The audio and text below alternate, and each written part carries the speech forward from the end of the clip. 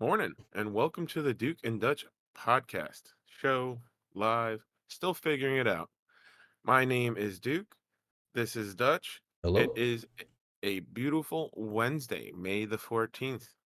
Not really. It is very shitty out and rainy. How about you, Dutch? How's it over there? It's been raining all week. It's not fun, but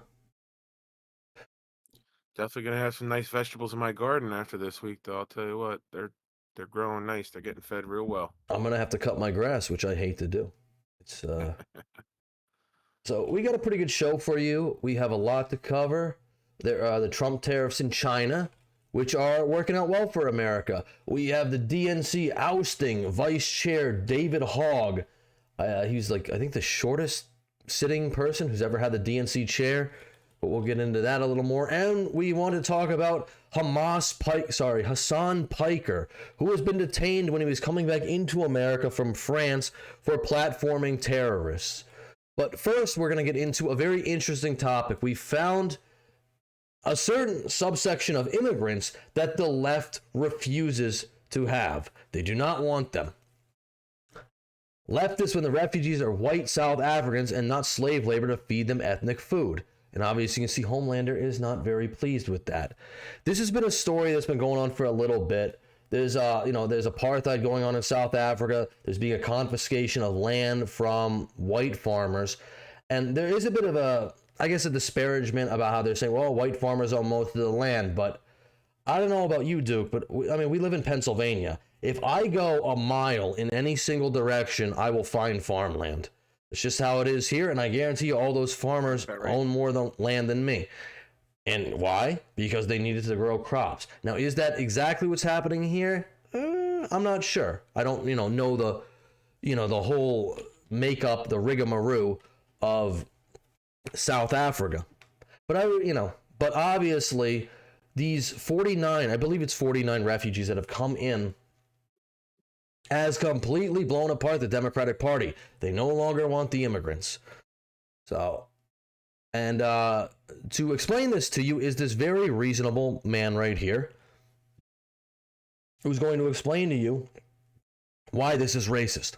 Yeah, the United States is about to see a lot more hate crime videos with South African accents. While Donald Trump is perfectly fine to insist that the US is full up and they don't need any more immigrants, when it's white immigrants, it's a different story. Now granting asylum to white Afrikaner South Africans on the basis of them being victims of racial discrimination. By racial discrimination, they of course mean the South African government trying to undo decades of apartheid-era policy. These well-dressed... I don't really believe that's what this is, actually.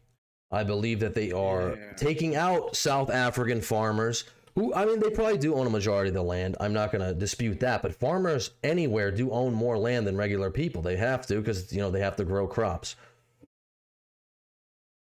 But let's continue with this liberal who, I don't even know if this guy's American, but I'm sure he's got opinions regardless.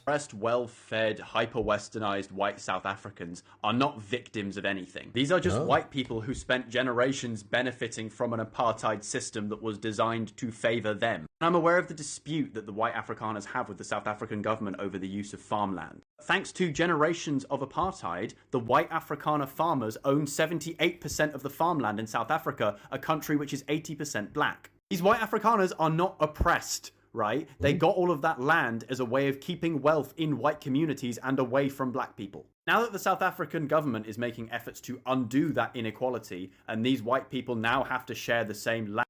By killing them. They're going to undo it by killing them. And listen, I believe it's always been the United States. One sugar-coated fucking explanation of what's going on. Well, it's always been the United States policy to take in refugees if they are suffering under persecution of any kind. That has always been the whole problem with the people who what he's referring to is they are illegally coming here over the border. One, they're not being granted citizenship, and if they were actually fleeing from these places, they probably would. But I don't believe that 20 million people, I'm sorry, or this is 50 people versus 20 million. Yeah, land, this is freedom, what the system is set up for. This type of scenario. privileges and rights as black people, suddenly they're all victims who need saving. None of these people look like they're especially in danger to me. They just look like they miss. So you can judge not by the content of their character, but how they look. You can judge if they're in danger or not. Being able to say their favorite slurs in whites-only areas. Despite the US government overspending to the tune of $150 billion compared to the Biden administration, the US government is already agreeing to set them up with furnishing, household items, and housing. How is that any different than the 20 million people who came here and got put up in hotels, who got free debit and credit cards, who didn't have to work? How is that any different? Oh, well, I mean, this is 54 people, and the other people were 20 million. And, you know, okay, I can see the difference. The moment they get here. That's right. The United States is able to treat immigrants with human decency if they're white. Share the same far-right prejudicial values as the Trump administration. Just saying, all those viral videos of people being racist in cars and in restaurants and in public parks and in bowling alleys and all of that, you're going to expect a lot more South African accents in the coming months. I have no idea what he's even talking about. I think you were really misinformed, sir. But I want to, this is just a little quick thing before we get into another video, because CNN has a whole field day with this. This is the difference here.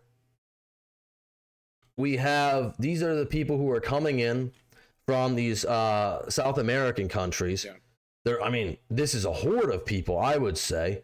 Obviously, this is not in English. They don't have any American flags, anything like that. Compared to these 54 South Africans who are fleeing from this apartheid state, or this genocide as they're calling it. I don't know the actual term of a genocide or what that constitutes, but maybe we shouldn't let it get to that. And they're already waving American flags as they get here. I mean, so I think it's a stark contrast. It's 54 people, and again, we do have, you know, refugee status is set up. If people are fleeing, they can come here, which may be some of the case for some of these people, but I would highly doubt it's all of them. But you can call me racist down in the comments if you want. I know somebody's going to, hopefully, because that would mean someone's watching our videos. So here we have a CNN debate, and it's going to get into why, you know, these liberals, they love the 20 million illegals that come in. There's, you know, but the 54 South Africans who have come in, who are fleeing an apartheid state, who are fearing for their lives, who have been background checked, by the way. They have been checked. They are good to come in, and are coming in with their families. They're not military-aged men. They are coming with their families. But we're going to see that is kind of an issue for the Democrats, because now, hey, it really is not the content of your character for the Democrats. It really is the color of your skin. Okay. So if you think about the history of South Africa, it being under an apartheid system, where I think it is 80% of the population that are Black Africans only own 4% of the land. That is because they were put in shanty towns and moved into areas where they had no rights. And so 30 plus years ago. And I'm going to say, I don't know the history of South Africa. So what this woman is saying, this may be true, or it was true at one point in history. So I don't know. I'm not exactly sure how that goes, but yeah, we'll just watch. It's political brain rot here. The apartheid system ended, and they reformed their constitution under the great leader of Nelson Mandela, and that allowed for a racial reconciliation, one that this country has yet to do, but South Africa did it, and they reformed their constitution, and part of that is that the people who are native to that land deserve their rightful land back. That is not what the Afrikaners actually want to have happen, which are the white Africans. And so we're going to get into a very interesting part about that too. No, like when are you exactly native to a land? Did your people, I mean, they have to originate there. Because, I mean, if that's the basis of, then nobody's originated from anywhere. People have always been nomadic in nature. So, like, if they've been there for 400 years, that's not long enough. Nope. All right. Who are not originally from Africa who colonized South Africa also. And so that is what they are saying is discrimination. Now, if the Constitution in South Africa is discriminatory, they have their checks and balances in that land just like we do. And that is for them to, so if the Afrikaners don't actually like the land, they can leave that country. They are. They're leaving to come here. No. They can These leave refugees and are go, coming here. They can actually leave and go to where their native land is, which is probably Germany. Are you against them coming here? Holland, probably. Holland. Are you yes. against them coming here? I'm against the hypocrisy of this administration. No, that's not the question. The question is, are you against them coming here? If there was actually a genocide happening, like there is in other places in Sudan, in the Congo. We're going to get into that too. If there's actually a genocide. And like I said, she might be technically correct because I don't know the actual definition. Might not be the technical term, how many people actually have to be killed before you consider it a genocide? But we'll get into that. I'm not opposed for Congolese and for the Sudanese to come to Africa, just like I'm not opposed to Venezuelans and South Americans coming to America if they are fleeing and looking for asylum. What I am just against, these 50 people you're against. I am against, it's not about being against them. What I am against is that they are being given special treatment when there is not a genocide happening in South Africa, and they just don't like the law of the land. Well, so you know what they tell people? But there's a very high crime rate in South Africa. They have a crime and in problem. I Navarro. suspect that part This of will be what's good. going on here is that there is a very high-profile white South African named Elon Musk who is very close to President Trump and is probably making this a very high-profile issue and talking to Trump about it. You know, it's been. I mean, Elon Musk has tweeted about. This woman is so unbelievably brain broken and Trump deranged that somehow these 50 South Africans who are coming here to flee apartheid somehow has to do with Elon Musk because he's from South Africa. She's so. Yeah. I don't know how this woman gets on. She's so. She's a Republican, by the way, or so she says. She's Trying to bring a political meaning to 50 people trying not to die. She's so brain. She has one of the worst cases of TDS I've ever seen. About it, he's I think called the president of South Africa about it. He's been talking about this for a long time. Look, here's the problem. There's Afghanis who helped us. Yeah, we should bring the Afghanis here, but not the South Africans. Is pretty much her point. So, this is a rebuttal real quick from Scott Jennings here, who was the guy who was smirking when that other woman, I'm sorry, I don't know her name. I mean, I do think it's not alleged discrimination that these people are facing in South Africa. I mean, the law there absolutely allows their property to be confiscated. They are subject to racial discrimination. Yeah. So take that into account. The law allows for their property to be confiscated by the government. And you're not going to say that they're facing any type of discrimination. There's no place. I mean, well, you know, we don't even do that. We give land to people. I mean, we give hotels to people when they come here. 20 million people, that's totally fine. But these 50 people who happen to be white, that's an issue. And I don't know if any Venezuelans, and I could be wrong, are they facing that their land is being confiscated? They're not coming over here with their families. They're normally, I mean, some of them are, but they're normally coming over here. They're military-age single men who a lot of the times have gang connections and are not properly vetted to even enter the country. Either way, it's definitely not the same scenario. Yeah, which is why they do it illegally, of course. Yeah. Have been subject to violence from some reports that I have read. I mean, we're talking about 50-something people, and the people who seem to be angriest about this today had no problem with 20 million coming here. Some of the worst people in the world coming here, including gang members and so on and so forth. So I don't have a lot of sympathy for the folks who are outraged today after what happened to this country over the last several years, over 50-something people who are clearly being discriminated against in South Africa. Well, the previous administration had priorities about who to let in, including, you know, all kinds of folks who I would argue shouldn't be here. This administration, I guess, is going to set priorities about who and who not to let in. But let's just be honest about what those priorities are, right? And by the way, I'm a Democrat here. I did not defend the Biden administration on immigration. But you voted for him. So that doesn't mean that I defended you voted for a immigration. continuation of it in 2024, did you not? I did not vote for his policies on immigration. But you voted Did to you vote? you voted for it. You voted to like extend the immigration policies of the last administration. No, I did not vote for that. The point is, you're in a party that opened the borders, and I'm in a party that closed the borders, and I think the American people prefer our way. Well, he's closed. True.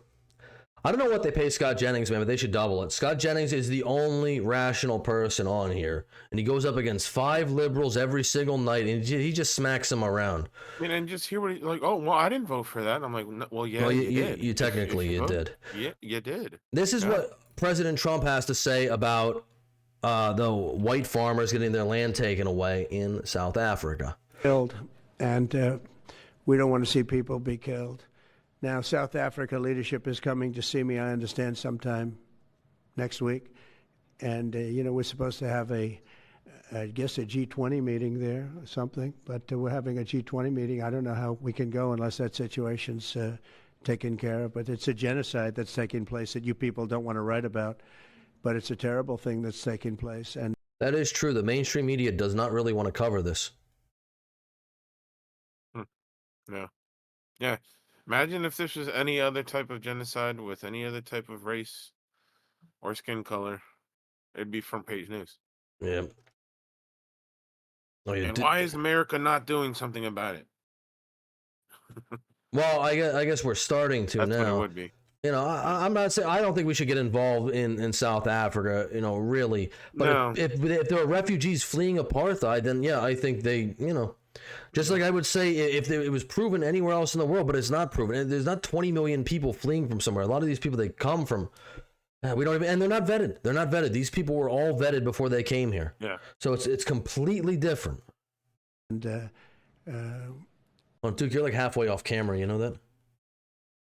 Yeah. All right, there. Sorry about that. All right, back on. farmers are being killed. They happen to be white, but whether they're white or black makes no difference to me. But white farmers are being brutally killed, and their land is being confiscated in South Africa. And the newspapers and the media, television media, doesn't even talk about it. If it were the other way around, they'd talk about it. That would be the only story they'd talk about. And I don't care who they are. I don't care about their race, their color. I don't care about their height, their weight. I don't care about anything. I just know that what's happening is terrible. I have people that live in South Africa. They say it's a terrible situation taking place. So we should care about their weight. No fatties. I would say that. No fatties. I kid. I kid. essentially extended citizenship to those people to escape from that violence and come here. Yeah. All right, so that's Trump's official stance on it. And just to hammer this home a little bit, because we've heard conflicting things. Oh, they're not being genocided. They are being genocided. Like I said, I don't know the term of it. But we are going to hear from Julius Malema. He is the leader of one of the two most influential parties in South Africa, the Communist Party, the EFF, I believe. And we'll just see what he has to say. And if you think that this is, somebody that you would want potentially running your country, to be in charge of one of the biggest political parties in your country. And maybe that you wouldn't feel fear. Must never be scared to kill. A revolution demands that at some point there must be killing, because the killing is part of a revolutionary act. I don't know what's going to happen in the future. I'm saying to you, we have not called for the killing of white people, at least for now. I can't guarantee the future. Yeah, but I mean, you'd understand somebody watching. I mean, that sounds pretty safe, I guess, We haven't called for the killing of them, at least for now. And we're going to get into actually how many, I don't know the exact numbers, but we're going to get into how many white farmers have actually been killed. But if this is the leader, he's the leader of the EFF, which is like the Communist Party over there in South Africa. It's one of the biggest, I think it's one of two of the biggest political parties. You either get communism or you get fascism over there. It's one of the two, but both of the people are pretty radical. He might be the most radical. But I don't know, how would anybody feel about this? I mean, they've already said the numbers. I mean, you're outnumbered 80-20, and they want your land. They wouldn't have any problem snuffing you out. It doesn't seem like, but they're not at risk of being genocided. Watching that, especially as it gets shared on Twitter, they freak out. It sounds like a genocidal call. Cry babies. Cry babies. I'm not calling for the slaughter of white people, at least for now. I can't give a guarantee of the future, especially when things are going the way they are. Subtext. Well, that sounds really safe for everybody, doesn't it? I mean, it sounds like nobody's at risk, right? Can you imagine the outcry if this happened anywhere else in the world? Yeah. This is why, Israel and Gaza is so hotly contended, because it's like, really it is happening really with the Palestinian people too. Especially if things are going the way they are, there will be a revolution in this country, I can tell you now. We are not calling. There will be a revolution in this country. What's the subtext of that? The subtext is, okay, there will be a revolution, and then we will kill the white people. People will be unalived. For the slaughter of white people, at least for now. That means at some future date, we may call for the slaughter of white people. Is that correct? Let's deal with that at that future date. I don't know what's going to happen. So you're saying you are not ruling out that in the future you may very well call for the slaughter of white people? It may not be me. Oh, I Could might it not be? personally do it.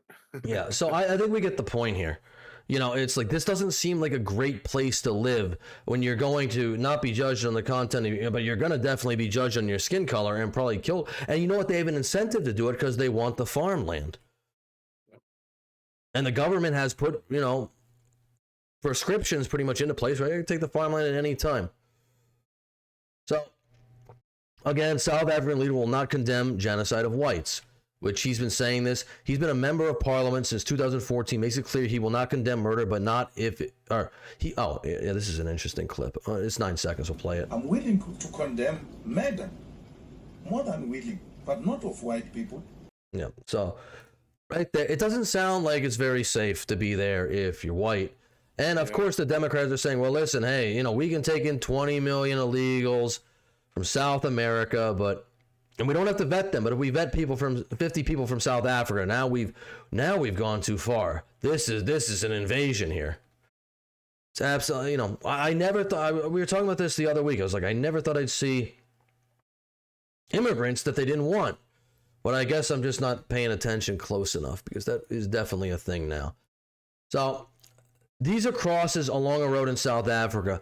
Every cross has been planted for one white South African farmer, or Boers as they're called, who have been killed, and they're saying, well, it's not a persecution. I'm not going to play the whole thing. There's no audio to it, so there's not a whole lot of point to it. This is, That's a lot of crosses. This is not the only monument either. There are other monuments like this, but I'm like, okay, well, along this roadway, I mean, look, just even in this shot, I mean, there are hundreds. Yeah. Along this whole road, I mean, it goes all the way over there. Looks like there could be thousands. And every one of these crosses represents one person who has been killed, allegedly. And we're supposed to say that this isn't, they're not being genocidal. Well, that seems like a lot of people. That's one white person specifically? Yes. Yeah. I think actually one white farmer specifically. I think it has more. Like that's crazy. Over 1,000 white farmers. Oh, more than that. Yeah, this is not the only. I don't know how long this goes on for, and this is not the only monument of this type. So, dozens of white South Africans arrive in U.S. under Trump refugee plan. A group of 59. Oh, now it's 50. I thought it was 54. It's 50 to 60. I'm getting conflicting numbers. I apologize. A group of 59 white South Africans has arrived in the U.S. where they are to be granted refugee status. President Donald Trump has said the refugee application for the country's Afrikaners minority had been expedited as they were victims of racial discrimination, which I think everybody would agree with. The South African government said the group were not suffering any such persecution that would merit refugee status. Well, I mean, literally from the leader of the EFF, we know that's not true.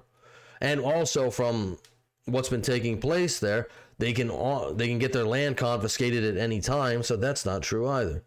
The Trump administration has halted all of the refugee admissions, including for applicants from war zones. Human Rights Watch described the move as a crucial racial twist, saying that thousands of people, many black and Afghan refugees, have been denied a refuge in the U.S. Which I can kind of see that point. I think, we should be offering probably the same thing to Palestinians, in all honesty, with the way Gaza's been blown up. But that's, yeah. And it's really hard to vet people from over there. Well, I mean, I could see the argument, and I think probably if we're going to be in fairness, we should do that. That doesn't mean letting the border open and 20 million people can come in illegally. That's completely different. The group of white South Africans. Yep, I think so too. The group of white South Africans who landed at Dulles Airport near Washington, D.C. on Monday received a warm welcome from U.S. authorities. Some held young children and waved small American flags in the arrival area adorned with red, white, and blue balloons.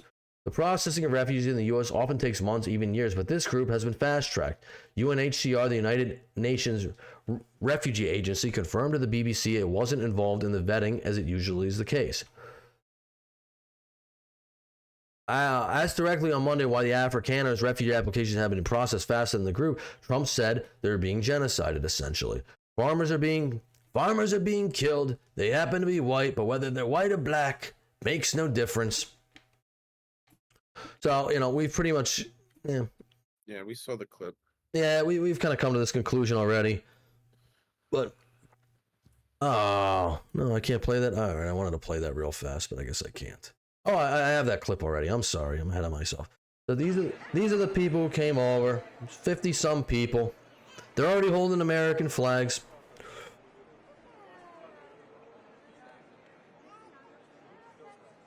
And I highly doubt they're going to be put up in hotels. Or maybe for a little bit. Who knows? But this is what's got the Democrats so riled up. What is different from these people than the 20 million people they already let in? Illegally, who had no refugee status and invaded our country. Were these people asked to come to the country? I can't figure it out. There's got to be some difference I'm missing. But the Democrats don't want them here. They say kick them out. And this is even a little more interesting. I'm sorry. I know I'm really going on and on about this. I got a lot of information about it. But I don't know if anybody remembers this woman from the Episcopalian Church. She gave the whole cringe speech to Trump and J.D. Vance about how they need to be kind to everybody. Well, the Episcopalian Church has taken in about 100,000 refugees and helped relocate them. They have now canceled that deal because, in their words, in the words of, I don't know exactly, Mary and Edgar Budd, but in their words, they no longer feel like they can do that because they don't want to help white people resettle. It's against the Episcopalian Church and what they believe in.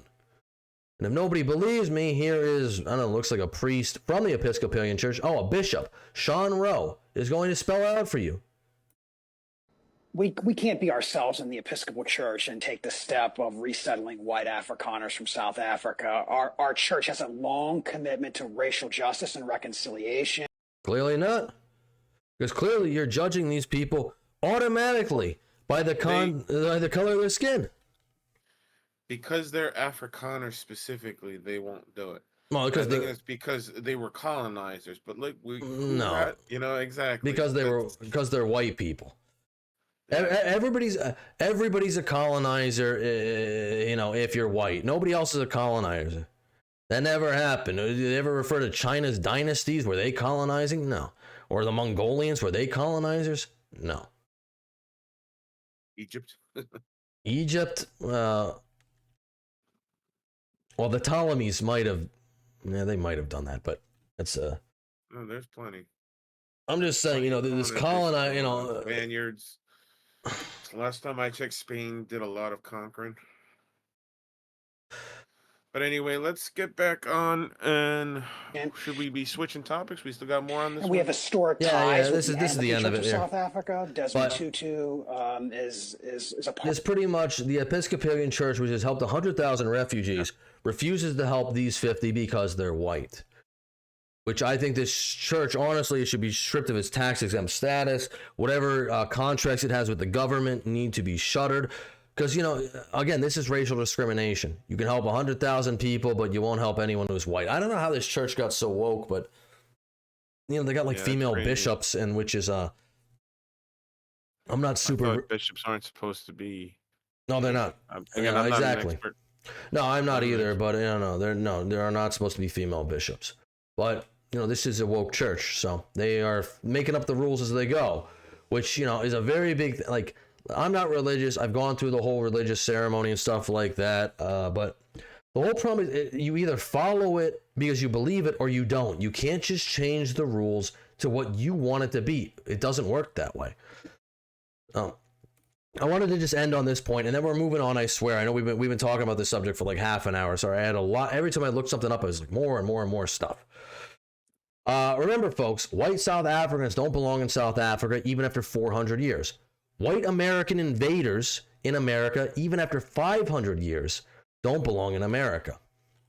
But the third world illegal migrant who got here last Tuesday is just as American as anyone else, and if you call him an invader, you're racist. I think that's a great point. You know, obviously, nobody's native to America, except possibly the Native Americans, but even that's disputed because they could have came in with a Bering Strait. So that's a disputable thing. But yeah, how long do you have to be in a place for you to be able to call it home? You know what I mean? Because it's like, I know I have German ancestry. I can't go back to Germany. I mean, I guess I could, but I've never lived there. I wouldn't really consider that my home. You know, I'm not I don't know. I've only been in America, I think, like, 4 or 5 generations, really. But I don't know. Is that not long enough to be like, well, I belong in America? I don't know. And on the flip side, do these people who come over here, they have a right to America because they've, been on the soil for, 90 days. Is that long enough? They're now Americans? I don't know. It really reminds me of, sorry, my last thing. Definitely. I hear that argument and I completely understand. My one friend, he went down to Texas. He's been down there for a month. He's like, "Oh, I'm a Texan now." I'm like, "Dude, I mean, come on." Yeah, no. I don't think it works that way, man. Like, I don't think you're a Texan because you've been in Texas for a month. He's like, "No, I'm a Texan because I live here." I was like, "No, it doesn't work that way, man." I don't know if you would have to be born in Texas to be a Texan, or maybe you could, be a Texan if you lived there a long time, but like, you've been there a month, man. You're not a Texan. Anyway, that's the last we're going to say on that. I know I've yapped about it way too long. I kept finding more and more stuff. Hey, if you're still with us, if you've liked that segment, please leave a like on the video, share it out to your friends, leave a comment what you think about this segment, and we will be moving on to some more Democrat silliness, because we now have Vice Chair David Hogg has been ousted, as I think it is the shortest term somebody has ever served as DNC Vice Chair. Now, there's a whole reasoning to this. They say it was some type of sexual discrimination thing where it wasn't fair to the women and the blah, blah, yada, yada. But there's an actual real reason to it. But I will we're going to get into this right now. But pretty much David Hogg, if you don't know who he is, David Hogg is this young Democrat pundit, elected DNC chair. He's very outspoken. He got his start. I mean, he's completely against 2A. He got his start because a school he was in at the time, unfortunately, there was a shooting at it. There's some conflicting reports whether Hogg was even there that day or not. Regardless, he did go to this school that unfortunately a shooter did go into and, take out some of his classmates. So I guess that kind of launched his political career. Ever since he's very anti-2A. I don't think he's very big on the First Amendment either. And he's like one of the youngest DNC vice chairs ever. Or he was, at least, until he got ousted. So he was trying to reform the Democrat Party. He was a little too woke for them, I guess. He wanted to, try to run people against Democrat incumbents, which they thought was a terrible idea. So they made up a bunch of nonsense to get rid of him. But yeah. Right now, what I think happened last election is younger men, they would rather vote for somebody who even if they don't completely agree with, they don't feel judged by, than somebody who they do agree with, that they feel like they have to walk on eggshells around constantly because they're going to be judged or ostracized or excommunicated. And what's interesting about this moment is it feels like the two parties in some senses have flipped, where, Republicans used to be the judgmental assholes in many ways. And since many Democrats, despite us, I would say for most of us coming from the right place of wanting to do the right thing, we've created a culture where we say, well, if you say the wrong thing, you're excommunicated. I think he's right about that, actually. I don't agree with David Hogg on much, but I do think that when I was pretty accurate. When I was growing up, I used to think, or maybe it's because I was young and just, stupid. I think it was the generation that we were in. But that's how it was. But I really think, the Democrats, or I used to think that, because when I was younger, when I was 18, I would have voted Democrat as well, because it's like you're young, you're idealistic. But yeah, you really feel like, yeah, the Democrats or the Republicans were definitely the more judgmental people, or it seemed like that. And they were also the neocons. They were the party of war. And, I've always been, very anti-war. So, but now it's like it's completely reversed. And now, you're right, yeah, the Democrats, if you say the wrong thing at the wrong time, it's over for you. You can never come back. If you have a slip up of any kind, that's it. You're done. Yep. And that's just not how human beings work. Nobody is perfect, but ultimately what we have to do here is figure out how to bring people back in and work towards the bigger goal of advancing the future of this country and helping young people especially get by so that they're able to focus on their lives and, getting with a young woman or something like that instead of how are they going to pay their rent, for example, or how are they working their 2 jobs. Young people should be able to focus on what young people should be focused on, which is how to get laid and how to go and have fun. Oh, I don't know. I don't like that messaging at all, actually. It's very misogynistic of you, David Hogg. With that type of messaging, I don't think you're going to keep your seat as the DNC vice chair. And I'd be right. David Hogg for president, ladies and gentlemen. Oh, please. Please, God, no. No. Oh. Yeah, I don't have a lot of experience with him, but yeah, that was definitely he's interesting take. He's against 2A. He is right on the speech thing though. Democrats have definitely got way too sensitive. You got to walk on eggshells around them, and most people they just don't want to do it. It's just so difficult. It's like I don't want to be talking to somebody who I can offend with any little microaggression or something like that. It's like just internalize that and deal with it, man. It's like I don't know.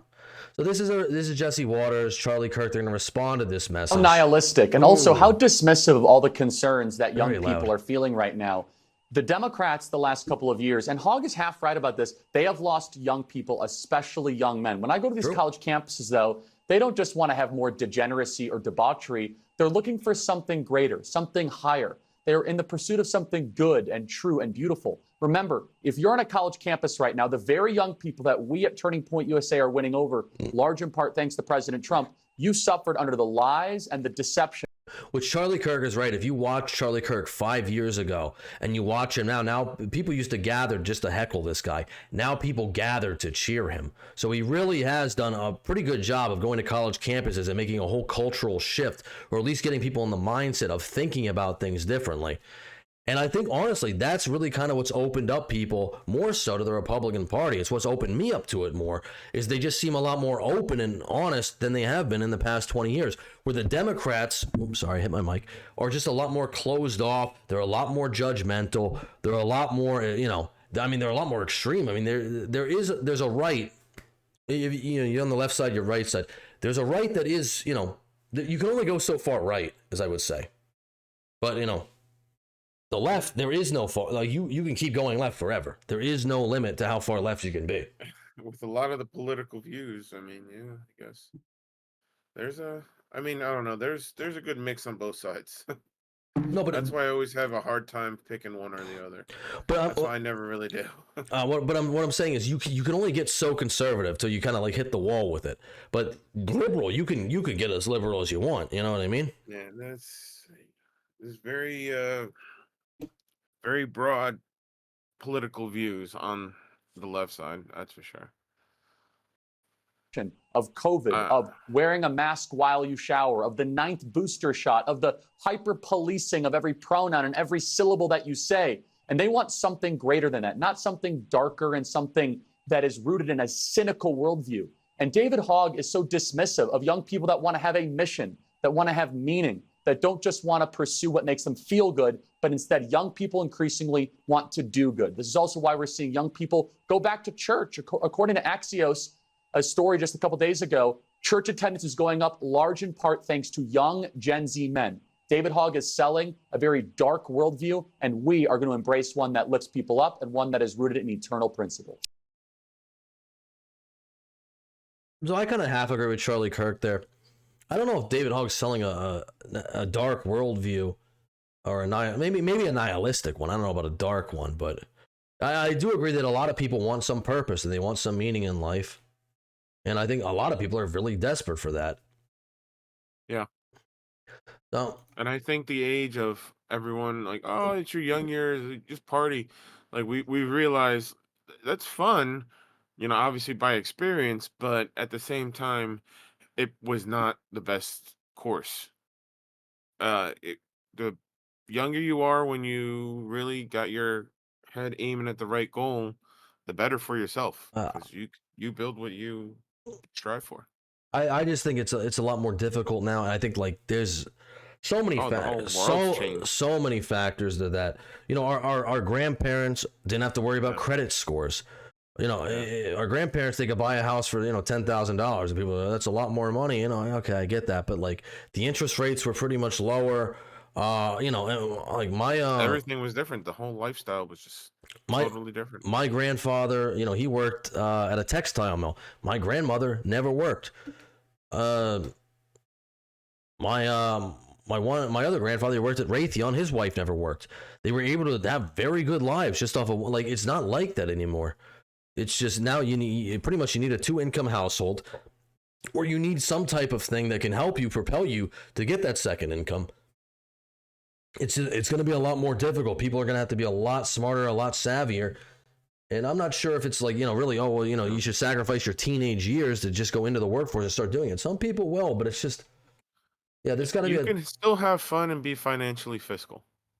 And that's really the biggest thing. I think it's harder now, though. I think it's a lot harder than even it was 10 years ago. You have to have a logical, I don't know. To me, you have to just have a logical thinking process when it comes to your finances. Just really see what hurts you, what doesn't, what works, what does. I don't know. That's always helped me in my situations, typically. All right, so we're going to get into here. DNC panel votes to void David Hogg's election as Democratic vice chair. I think he's the shortest serving DNC vice chair ever. That's what the Democrat National Committee's credentials panel voted Monday to void activist David Hogg's election as vice chair of the party. Hogg, a survivor of the 2018 mass shooting at Marjorie Stoneman Douglas High School in Parkland, Florida, was elected vice chair in February, but has drawn criticism from some Democrats over his plans to spend $20 million to take down long-serving Democratic House lawmakers in primaries. I'm going to put an asterisk right there, a survivor. He did go to that school, but from his own admission, or at least in early interviews, he wasn't there that day. Not to even if you're not there, I'm not going to try to discredit it too much, because that's got to be very whether you at school or not. That's very traumatic. I'm sure he knew people that did pass away, sadly, but I don't know. He's kind of rewritten his story a little bit, I think. Quote: "It's impossible to ignore the broader context of my work to reform the party, which loomed large over this vote," Hogg said in a statement after the vote, according to Politico. "The DNC has pledged to remove me, and this vote has provided an avenue to fast-track that effort," he added. The committee, which found procedural violations occurred in the February election, also voted to out Pennsylvania State Rep Malcolm Kenyatta as DNC vice chair, which this poor guy, he's getting screwed over because David Hogg, clearly. And Hogg and Kenyatta, however, will remain at their posts until the full DNC votes on whether to approve the removals later this year. Kristen Pelosi, a member of the Credentials Committee and daughter of former House Speaker Nancy Pelosi, insisted that the vote to void Hogg's vice chair election win had nothing to do with politics. It did, but we'll get into that. First, quote, "First, I want to say clearly and explicitly that this decision has nothing to do with the service of any DNC officer, especially Hogg or Kenyatta. This is about a violation of parliamentary procedure that was raised in a challenge filed back in February by another candidate for vice chair. After the panel rejected Pelosi's proposal to uphold the elections and make changes to future procedures, the Credentials Committee voted on a resolution that recommends that the DNC complete the vice chair election and administer new ballots for the final 2 vice chair positions. Pelosi noted that Hogg would be eligible to run in the election and redo, and insisted that she hopes he decides to. I think I speak for all of us on the committee when I say I hope both of these talented individuals put their names on the ballot again. We'll move fast to get this resolved, and I have total faith in our DNC members to review this issue and vote their conscience." So that's very nice for her to say, and they're saying, we're doing it democratically. There was some type of internal error. Apparently, it's something to do with misogyny to an extent, but this really is not the real reason, which you can see right here. Oh, come on, go away. No, don't freeze, computer. I need you. There we go. It's out of here. This is David Hogg back in April 21st. He's on Jen Psaki's show, and he's pretty much explaining how he plans on fracturing his political party to get other people in that he wants in, and the Democrats basically just didn't want to waste money. specifics at this point? So right now, let me be clear. This is not specifically when it comes to the candidates that we are targeting. It's not just, oh, if you're over a certain age, you should not be doing this. Unfortunately, there are people of all ages who are failing to meet this moment in different ways right now. What we're looking at are it's not out with the old and in with the new. It is out with the ineffective and in with the effective. And part of what we're doing with... So he wants to get rid of ineffective Democrat incumbents and try to replace them with people he wants to see be put in these positions. And the Democrats are saying, well, why are you going to primary people against Democrat incumbents who have already been there for a while? Ineffective or not, this is a great idealistic strategy. It's not so good of a strategy when you consider all the money you're going to be spending to throw out old Democrats and put in new Democrats. Things don't normally function this way. With this announcement is waiting to see who retires here and says, you know what, it is time. I'm not ready to meet this moment anymore. And I know for a lot of our members that they will decide that ultimately. Okay, I know. I love about you that you never hold back and you say what you think. Mm-hmm. I'm wondering, because James Carville said this was a crazy idea or a bad idea. Yeah, now, right. He also predicted we would win the election in a landslide. A lot of people predicted that. He's got TDS. A lot of people predicted that. Now, he is definitely not a young person. I don't think even he would say that. He did help a governor most people had not heard of in an unlikely path to the presidency. Totally. So I guess my question for you is, why take the bait and attack him back? Why in this moment? I think the fact of the matter is we say over and over again, we just need to listen to the experts over and over and over. And of course, experience matters, but experience is only as useful as it's actually working. We had $2 billion last election cycle, and we still lost. Yep, that's because you had no messaging. And, James Carville's right about a lot of stuff, but James Carville has such a severe case of TDS, which we're going to get into after this video, that I really don't think... I think they should kind of really just put James Carville out the pasture. He's got to be like 70, 75 years old. I don't know why none of these guys want to retire, but they should. And I think part of the problem that we have here is a major... What's up? Money, baby. No, probably money. I don't know. About the money. I mean, I don't even know what James Carville... I mean, he's a consultant. I don't know... What? I mean, I don't know. He's a strategist. He's a consultant. Again, those are like very loose terms. You know what I mean? If I was like a cashier, I'd be like, well, I work the register. If you're a consultant, it's like, We're on the second topic right now? Yep. All right. Yeah, let's keep going then. Brand problem at the Democratic Party. When people go into the ballot box, they're not just thinking, oh, how am I thinking about my frontline member of Congress, for example? That's obviously important, and we need to support those members, and we plan to support some of them, obviously. What they're thinking about, though, is what do I think about the Democratic Party? And that is the product, not just of one member of Congress, but all of our Democratic members of Congress and what they're doing and how they're fighting back. And the fact of the matter is, right now, we are failing to meet that moment around the country. And we're seeing it in our town halls. We're seeing it in our emails where people are saying, we're not going to give money until there's major changes in the Democratic Party. And I want to make sure that he's entirely right about this, too. But that's because their messaging, they don't have a message and they don't have a leader. That's what it all comes down to. It doesn't come down to, are there ineffective Democrats? Of course there are. Are there ineffective Republicans? Of course there are. You know what I mean? But you need a leader to have a vision for the party. And right now, you don't have somebody like Trump.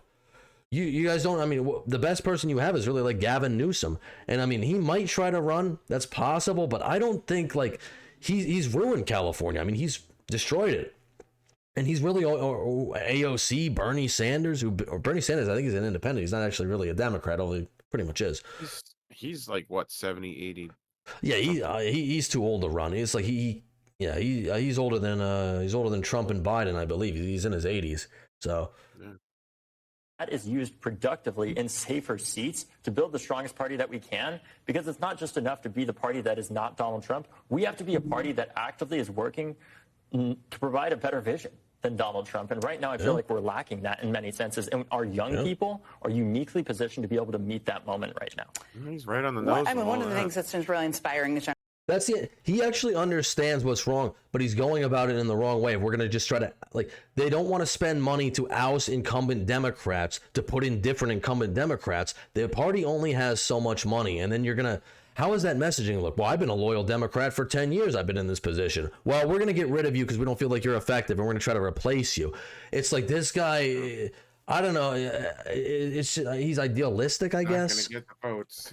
Well, no, he's idealistic. I get that, but it's like, is the party going to waste money on that? They're not going to waste their money. Why would they? So, last thing on this, we got James Carville, who appears to be on his deathbed. That's I don't think he's on his deathbed. I think he's got a few good months left. But, you know, he's going to talk about what he thinks is rage over the DNC trying to replace David Hogg, which he was actually very critical of David Hogg, and now he's actually sticking up for him. Are we really going to do this? Are we really going to? We just got clobbered with young people. We got clobbered by males. We got clobbered by identity politics, and you're going to wade right back into this? Jesus Christ, has anybody ever learned anything? David Hogg made a mistake. Ken Martin should call him in, read in the riot act, pass a resolution saying you can't do this, and get on with life. But if we're going to chase every goddamn 25-year-old that says some jackass thing out of the party and under the grounds of some allocated positions. But see, what James Carville doesn't realize is that's what the Democrats have become. It really is. It's not a think tank. It's you follow what we're going to say, you do what we're going to say, and if you step out of line, you're out of here. You know, there's not so much. I mean, there's a lot of diversity on the side of the Democrats, more so probably than the Republicans, but there is no diversity of thought. Diversity of thought. Eggshells for days, yeah. You have to really be careful about what you say if you're part of based that on yeah, exactly on gender or ethnicity or whatever the fuck they do. We're just doing the same thing. We never learn. We never learn. I know. You saw what happened with young voters. You saw what happened to male voters. You saw what happened, the staggering unpopularity of this. Hey, he's right.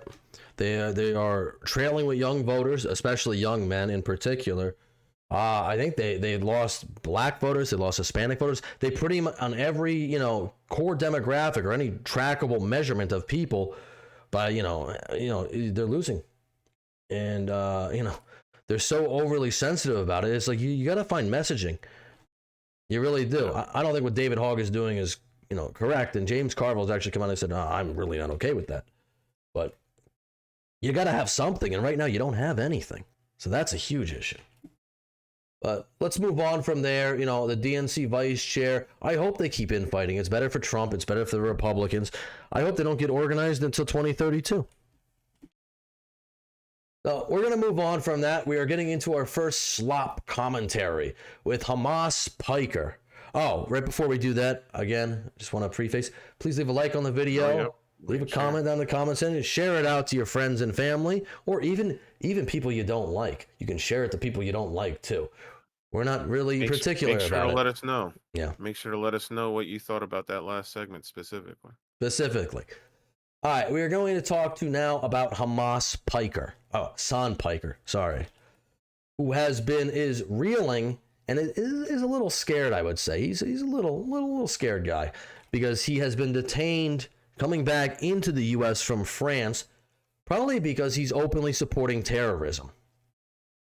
Now, Hasan would disagree with that. He only platforms terrorists. We're gonna go through the rigmarole here about what Hasan believes and what he doesn't believe. But let's hear from him what happened to him at the airport, because it's probably a little scary for the little guy here. He knew exactly who the fuck I was, but he was basically like, he always made it seem as though he was asking certain things that after discovering in the process of that conversation, he would ask additional questions. So he kept saying, what do you do as a job? Do you talk about the news? And I was like, nope. Yeah, I talk about the news. No, you don't. And he kept saying, okay, so when you talk about the news, do you talk about the war? And I was like, what do you mean by that? He's like, do you talk about Trump? And that was the first time where I was like, what the fuck is this question? Like, I literally straight up told him, I was like, why are you asking me this? Because you platform terrorists, that's why. Like, I was like, what does this have to do with anything? Yeah, they asked me about my fucking Twitch bans, chat. This guy, he's I mean, he's a leftist streamer, I guess. I would call him like a communist streamer. He's a champagne socialist. He's one of the most disingenuous people. And he's Twitch's golden boy. Dan Clancy will never ban Hasan Piker. But this guy has said abhorrent things that would get anybody else deplatformed and banned. He got his start not because he's talented, not because he's super interesting, but because his daddy is rich. He's a Nepo baby. His uncle owns the Young Turks network, which is where he got his start from. And this guy is so audience captured. It's completely unbelievable. He will stab anybody in the back. He will turn on his friends. You can ask his good buddy Ethan Klein, which we're going to get into in a little bit. But let's hear him out, what he's got to say here. It's not even a joke. They asked me about fucking I would not want to be in a room with Hasan Piker. I gotta say, man, it's like he's like I'm not even gonna get into the whole iDubbbz thing because we don't have the time. Let's just watch the information. Yep. Like Twitch bans. The reason for why they're doing that is, I think, to try to create an environment of fear, to try to get people like myself, or at least like others that would be in my shoes that don't have that same level of security, to shut the fuck up. And you platformed a Somali pirate, a Houthi, who admitted to capturing people and imprisoning them. And you're like, why is the government looking at me? You've been on a list for a while, buddy. And for me, I'm going to use the privilege that I have in that moment to try and see what the fuck they're doing. So you admit your privilege. At least you got a little honesty out of him. So this is him in response to that. I don't think this is the interview with the terrorist because I don't want to show that. But he refers to this Houthi pirate, this young kid, as Luffy from One Piece because it's exactly the same thing, you know. I talked to a teenager from Yemen, okay, who everyone called, myself included, called Timothy Charlemagne or Chalamet. Is that the One Piece one? Yeah, exactly. Yeah. This kid is because obviously, you know, yeah. There's no, I mean, what's the similarity? That they're both pirates, I guess. There's no distinction other than that. Like, I think he was like 19 at the time when I talked to him, which means that for most of his life, he has withstood genocide, right? Like he is a person whose only experience is like, it's literally like talking to fucking Anne Frank, basically. Being able to talk to Anne Frank in real time. That's all he's known is death and destruction. What do you think about that, Duke? Well, what did they actually talk about? I need more context. The Houthi, he had a conversation with a pirate. Well, the Houthi pirate who has gone on. Yeah, I mean, he's captured he's captured ships, he's kidnapped people, he's held them. Well, I don't know him, his organization has. Yeah. But he's comparing this person to Anne Frank, who famously, I would think, as far as I know, was a pacifist. I don't know too much about Anne Frank, but I don't think Anne Frank's words in, you know, her diary were, become a Somali pirate or become a pirate at all. Describing him makes him a victim. He's not a victim. Well, he's a pirate. I'm not saying everyone has a victim point, but I'm not saying he couldn't be a victim or what he experienced in his childhood or the conditions he grew up in. I'm not saying that, but I mean, the ship they captured was like a cargo ship. It had Filipino people on it. It had nothing to do with anything that was going on in the area. Yeah. And they just wanted, it's like you're pirating and you're trying to justify it in some way, and you really can't. Of course, that's really what it is. They're just trying to justify their actions. But to compare this person person to Anne Frank is really just like, I mean, that's... To even bring her in the conversation, like, it's not the same whatsoever. Well, he's a victim of genocide. He's been outlasting and surviving genocide by killing people in the genocide. What are you talking about? If you watch Hasan Piker at all, which I don't, I just see clips, and he'll say, "Oh, I was clip chipped. It's out of context." It's not out of context. But he's like the most disingenuous person ever. Everything is whataboutism. Everything is taken out of context. He's never responsible for anything he's ever said. Let's move on here to this was from about a year ago. Leftist leader Hasan Piker has reportedly been arrested for threatening to assassinate Senator Tom Cotton. I don't think he was arrested. Hasan owns multiple military-grade firearms and is said to have ties with insurgency groups. Now, Tom Cotton is a sitting member of Congress. I don't think he was arrested. I think this is fake. But he did post this after, Tom Cotton came out and said he's, pretty much against Hamas. When obviously Hamas Piker is very much for Hamas. This was the schematics basically of the gun that was used to kill Prime Minister Shinzo Abe in Japan a couple years ago. So he's reposting this under this sitting senator's thing, basically as a veiled threat, or I would say a not so veiled threat, for somebody to take him out.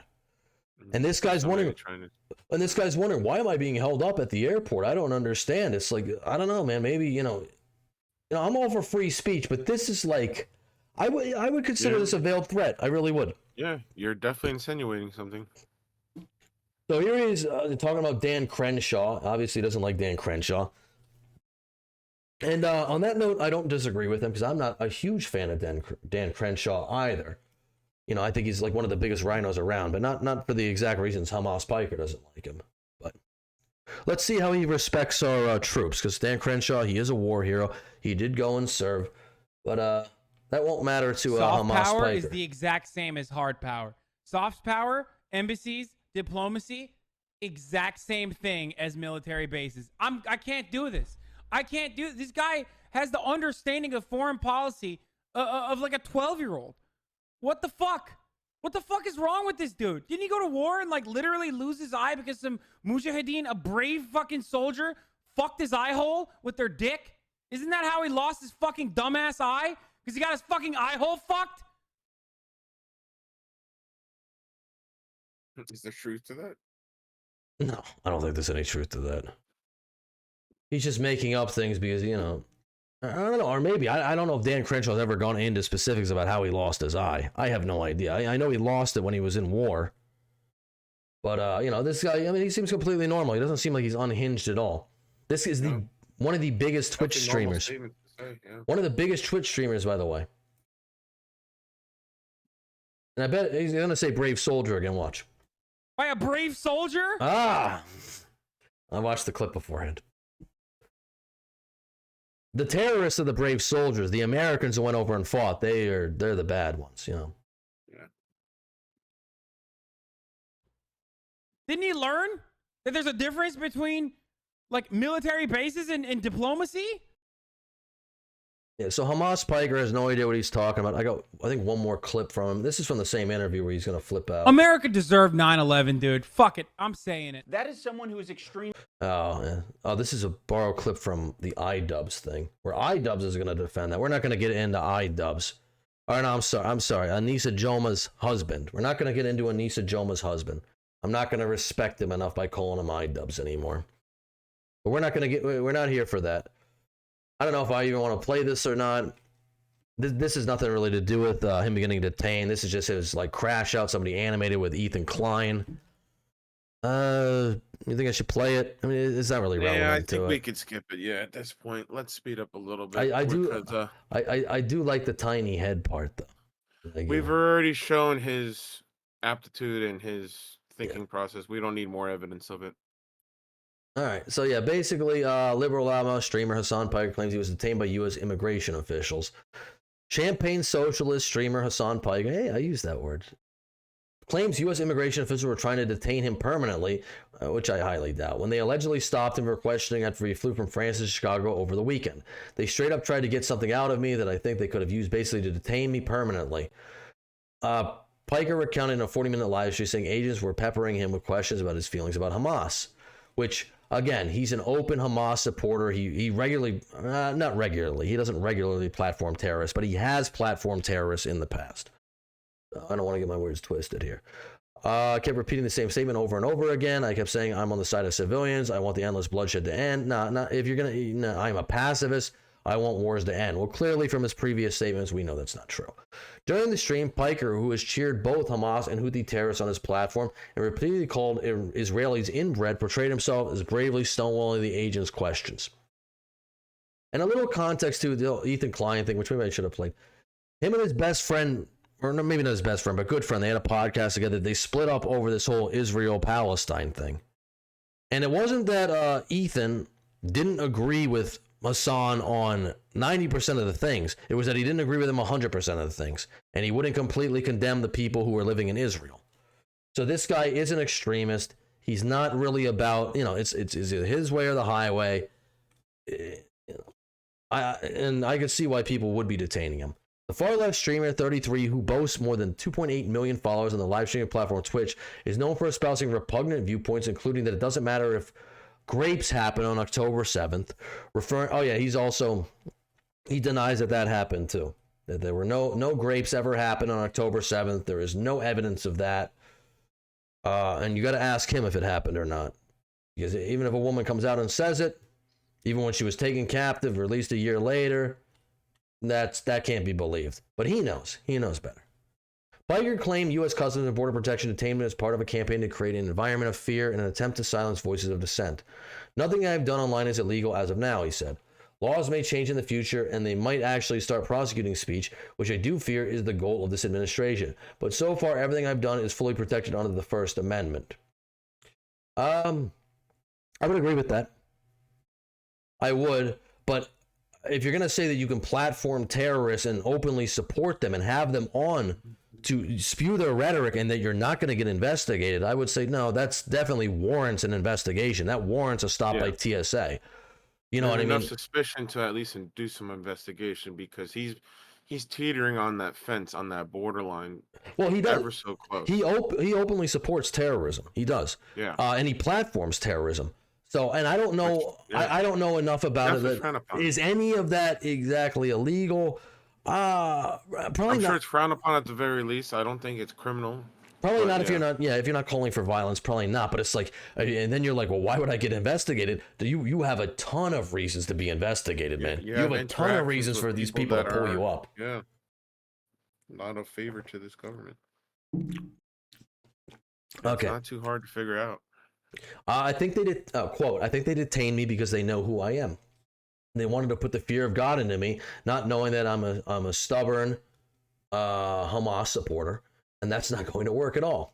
The self-described socialist drives a $200,000 Porsche, which he's a good socialist if you think about it. He actually does espout exactly what socialism is, just like Bernie and AOC.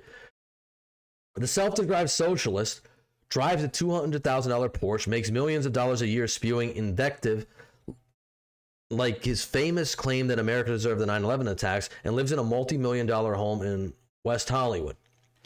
Last month, the New York Times wrote a laughably glowing profile of Piker in which the great lady swooned over him. I think that was Taylor Lorenz, but yeah, Taylor Lorenz is totally compromised.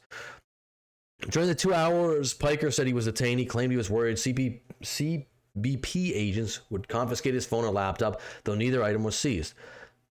His detailed self-aggrandizing recap of the alleged encounter follows a rash of clout-chasing influence and wannabes posting exaggerated accounts of similar brushes with immigrant officials on social media. Over the weekend, an anti-Trump TikToker who goes by the name of Eyes of Sap posted a video claiming she was detained for hours. Yada, yada, yada. I'm not really that interested. But that's, they were kind of trying to insinuate that there's a pattern going on. I listen, I don't know if anything really to say there's a pattern. I don't know if anything listen, if it was anybody else though, from Twitch's policies, he would have been deplatformed a long time ago. But anything he does is illegal? I don't really think so, but he is an open supporter of terrorism. So if you're going to come back in, you got to go through customs. Yeah, you might be detained, man. They want to know. Yeah, there is things called blacklists, and TSA is a private company. They don't. All airlines are private companies. They don't have to let you fly. Well, I don't think this was DHS, which I think is like. Oh, that's federal. Yeah, that's because he was because he flew to France, he came back to Chicago, so that's why that would be. So I don't know. I don't think it's he's gonna milk this for all it's worth, but he's definitely. I mean, for him to just be like, I don't know what I did wrong. I mean, that's just such a crazy statement for all of the things that you've said. Like, it's just another consequence of your actions, brother. This is something that you probably should have expected happening at some point or another, given the direction of your platform and your. Well, the guy is so audience capture, man. I've never seen anybody be a slave to their audience like Hamas Piker is. Sadly for him, but I don't know. We'll probably cover him more in the future. Like I said, I wanted to do some of the stuff with him and Ethan Klein and Anissa's husband for a while, but I don't know. The story is so engrossing. I don't know if it's we should have picked the start point like 2 months ago, but. You can always do a recap. It'd have to be like a huge crash course, but we'll see. Let's get on to the next one then. All right, the next topic. We're getting up in time. No, I'm not really so worried about time, man. If it goes longer, it goes longer. You know, I had a lot of clips for the first thing. You know. Let's see here. President Trump's deal. This is about the China and U.S. have come to an agreement or a temporary agreement for 90 days over the tariffs, which everybody said they're going to go up and up and up forever. Well, now we've reached a resolution, or at least a temporary resolution. So let's let Trump talk about that. In addition, yesterday we achieved a total reset with China after productive talks in Geneva. Both sides now agreed to reduce the tariffs imposed after April 2nd to 10% for 90 days as negotiators continue on the larger structural issues. And I want to tell you that a couple of things. First of all, that doesn't include the tariffs that are already on, that are our tariffs, and it doesn't include tariffs on cars, steel, aluminum, things such as that, or tariffs that may be imposed on pharmaceuticals, because we want to bring the pharmaceutical businesses back to the United States, and they're already starting to come back now. Well, we're going to bring more jobs back and all that. What do we do? It was last week, right? We covered the tariffs on India. Yeah, I believe. And that was a 0-0 deal. This deal is not as lucrative or as good, but we're still in the talks of that. And I have heard that Trump, it's a 30-10 deal. I heard we're going to bring that down to 20% if they can stop the flow of fentanyl coming into the country, which they say a big portion of the fentanyl coming into the country does come from China. So that'd be a big help to our communities. Let's see. Let's see what people are saying about this. Terrific news. I like the fact that the U.S. will pay the lowest price in the world for the exact drug in any country. Most favored nation status. Boom. Total reset for the future so everyone can win. Thank God for fair trade and Donald Trump. Let's see. And then we got Libel screaming outside. Trump's putting on his headphone. Is a temporary reset more like a pause? Well, yeah, I would say that. I mean, 90 days, it's going to be renegotiated, but this is progress. Absolutely. Just step in the right direction for sure. Let's see. Minimum. We got my favorite guy on CNN, Scott Jennings, again. He's going to talk about... You want to jump in. I see you. This whole idea that he's weak on China. Did you not read the news about what Secretary Bessent found out in these meetings, that during the Biden administration, the Chinese official said, yeah, we knew we could ignore Biden. We could ignore whatever agreements we had because he was too weak and would never, ever stand up to us or stop us. Now they've been drugged to the table by a strong American president. And for all the talk from China, from Beijing, oh, we're going to outlast the Americans. We're fortified to outlast the Americans. A few days into this, they're in Switzerland, cutting the beginnings of a deal that's going to be good for the United States, admitting some of the things that they have to admit. Yeah, that's got to be, I don't know how the Democrats feel, but that's got to be embarrassing to hear, though. That Biden tried to squeeze China, and they're just like, yeah, but we don't respect them, so we just don't care, sorry. They just flat out came. Biden, we don't respect his administration. I mean, that's how weak. I mean, we all knew he was weak. I mean, you could just tell he's walking around the G7. He's talking to ghosts, and he's stumbling. He can't get off the stage or whatever. But it's we just always assumed that other countries looked at us that way, especially with him as our leader. And I was looking at it. I was looking at us that. Many Americans were looking at us that way. Yeah. I would see no difference for them. It's just embarrassing, really though. Shocking. Yeah. In order to get a more balanced situation with us. This is a total win for the president, and it's a total win for the rock star Scott Bessent, who goes overseas and pulls an amazing rabbit out of a hat. Do not forget, they told him we ignored Biden because he was so weak and we could afford to do it. You know you're losing when you have to bring Joe Biden into the narrative. I didn't say it. The Chinese did. No, they are losing. I agree with you. The Chinese are losing. The reality they brought it up. No, the reality is when you have to make your point, they brought it up. Refer it back to Joe Biden. It's not me. It's what them. is happening is not working in your favor. This woman, I don't know her. She's very delusional, though. Classic case of TDS. A leader of another, you have a leader of another country telling you, your guy was not good. We don't care about him. And they're like, bull, whatever, okay. Well, what did Trump say? But what did Trump say in the interview he addressed? He said they're going to bring a lot of the drug companies back here, which is good because as of right now, there is no cure for TDS. There is none, and it's plaguing I would say, probably around 30% of the country is suffering from TDS. There is no cure. So we need to really, they wanted to put the COVID vaccine out, the Pfizer and Moderna. They wanted to get all that out there. We need a cure for TDS. It's affecting millions of Americans. What? Trump derangement syndrome. It's affecting millions of Americans, and there is no cure right now. We need something. These are suffering people. Won't somebody think of them? Pfizer, Moderna, Big Pharma, get on it. Find the cure. We need it now. Yeah. So this is Scott Bessent. He was the one, Treasury Secretary. He's the one who actually went over there and, started the initial talks or whatever. Seems like he did an awesome job. I'm going to let him talk for a minute. What has to happen is it has to be fair for the American people. But in January 2020, President Trump produced a template. We had an excellent trade agreement with China, and the Biden administration chose not to enforce it.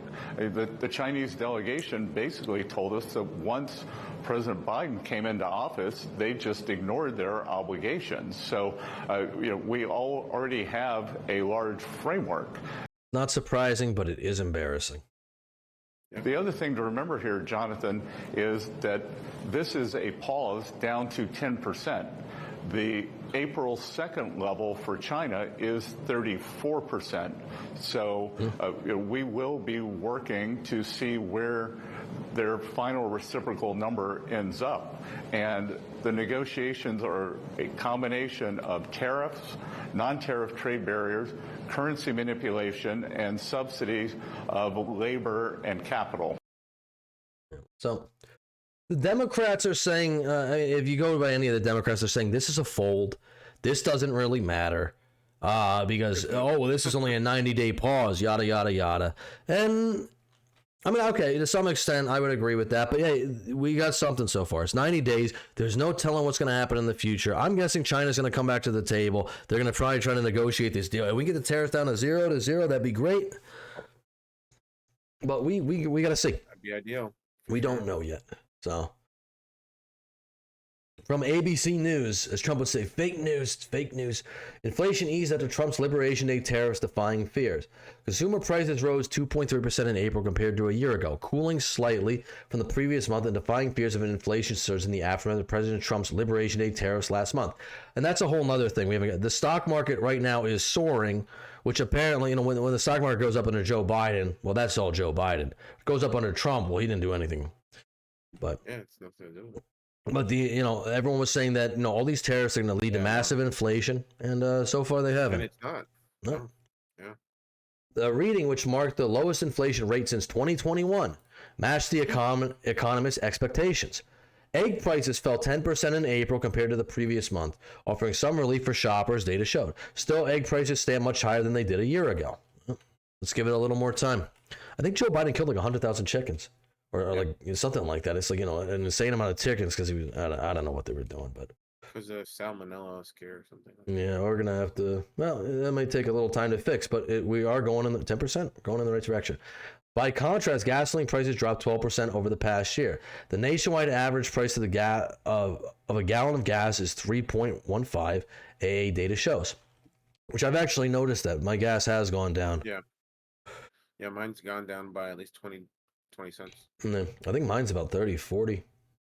Maybe not. I don't know. I don't really look up gas prices that often. But Trump's tariff escalation announced April 2nd set off concern among economists and consumers about a possible burst of inflation, since importers typically pass along a share of such taxes in the form of price hikes. Government data on Tuesday showed sharp price increases have not come to pass, at least for now. However, many analysts anticipate a rekindling of inflation over the coming months. Well, we shall see, won't we? With the way these tariffs are, probably not. Even so, a rollback of some levies since Liberation Day may soften the impact on inflation. Trump paused a large swath of so-called reciprocal tariffs within days of the announcement. On Monday, Trump temporarily slashed tariffs on China from 145% to 30%. Levies on China will remain at the reduced rate for 90 days while the two sides negotiate a wider trade agreement, a joint U.S.-China statement said on Monday. China also agreed to temporarily cut its tariffs on U.S. goods from 125% to 10%. The rollback on levies on Chinese goods is expected to reduce the average cost of tariffs per household this year from $4,900 to $2,800. Still, the U.S. continues to impose an array of levies that have been issued since Trump took office. So again, we're still in the negotiating phases of this. Yeah.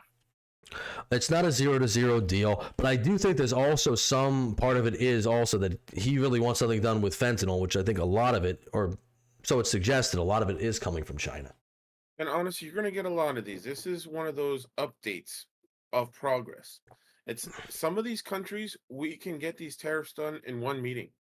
Some of these countries like China, a world power, it's going to take more than one meeting, than one event for us to get our economics correct with them. China's it's a very big market. It's a bigger fish. But, yeah.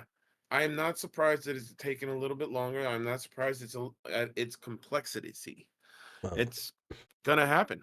He's going to keep getting good results, and I believe it's going to keep trending in the right direction, especially with how the prices haven't been spiking through all of his actions. It speaks volumes. No, it's kind of a dick measuring contest too, if you want to think about it. I mean, China, 100%. China doesn't want to look weak on the world stage either. Yeah.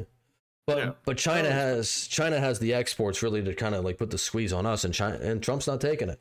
So that's what they do with most countries too, because that's how the market is.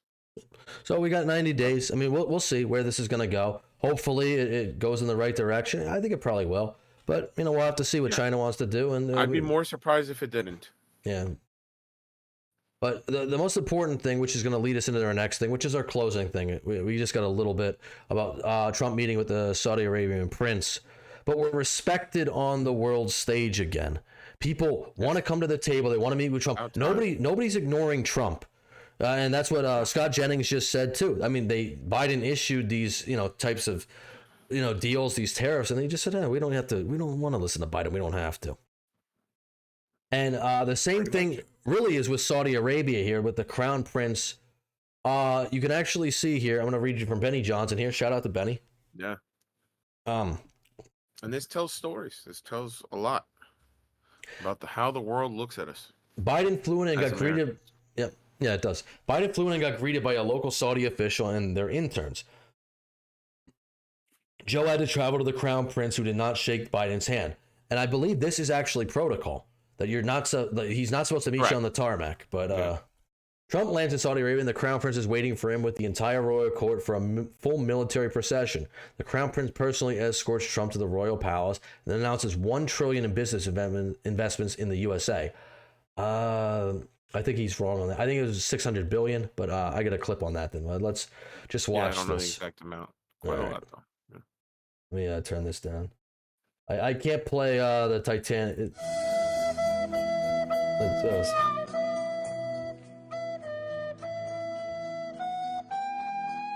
So clearly Biden has to get off the tarmac. He has to travel to meet him. He gets a nice fist bump. And I can't play the Titanic music. I wish I could. We'll get copyrighted for it.